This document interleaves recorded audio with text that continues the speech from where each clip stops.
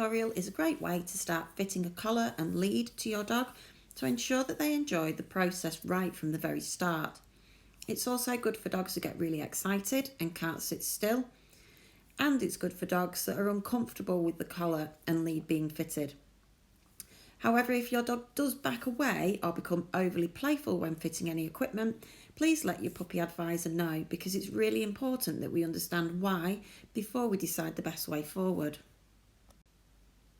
Before we start, your dog needs some basic food manners. For example, they will remain stationary while you deliver a treat to them, rather than jumping all over you and scrabbling to get the treat out of your food bag.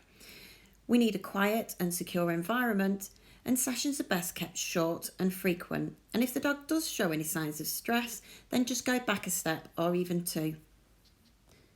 Our goal behaviour is that the dog approaches without hesitation, remains close and stationary with their mouth closed whilst the collar and lead is being fitted.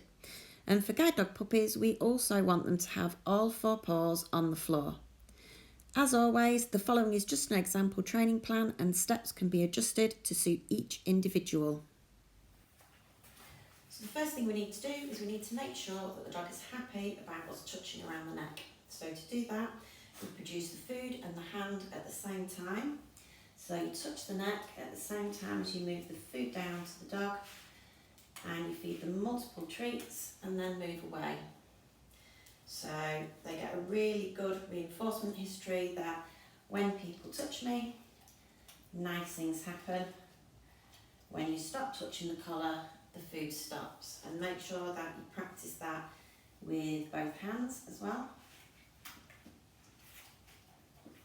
The next stage would be to reach for the neck first and then start to feed.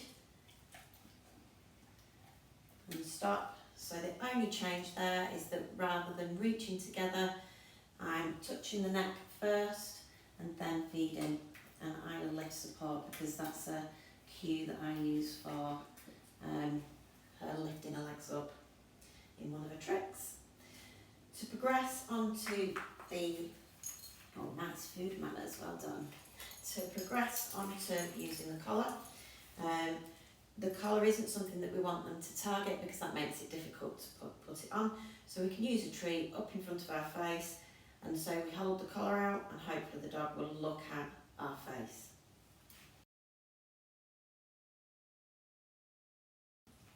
Gradually you can move the collar a little bit closer. And then we're going to do the same thing again, where we're going to touch with the collar, but we're going to present the food and the collar at the same time. So feed, feed, feed while the collar's touching, and then they both stop.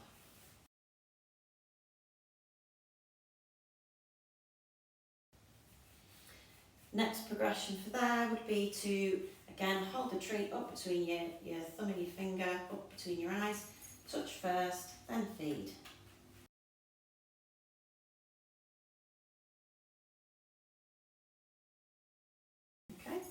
And then we want to do that where we can reach towards the dog, and then produce the food. So we're not holding it in front of our face anymore.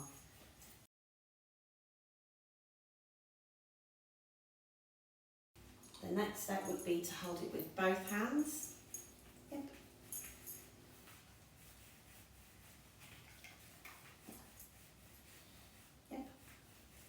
And then start to gradually move the collar so it's a bit more like fitting.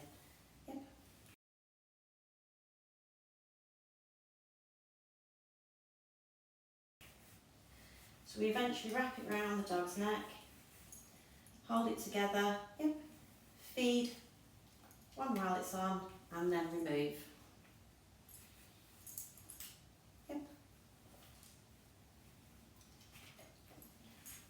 And just make sure that you definitely don't have any treats in your hands when you reach around the dog's collar, because otherwise what they'll do is they'll probably start to, and she's been a good girl, but they'll probably start to try and grab the food out of your hands, so you won't be able to get it on. Okay, so wrap it round and build up duration. So we can feed 3 treats before we remove it. Then we can feed 5 treats before we remove it, 6 treats before we remove it, 2 treats before we move it, so just vary it around. And then you can move towards kind of fiddling with it a bit as you would if you were trying to get it clipped on. Yep. Again, multiple treats, but the treats stop as you take the colour off. And then we're finally ready to properly clip the colour on.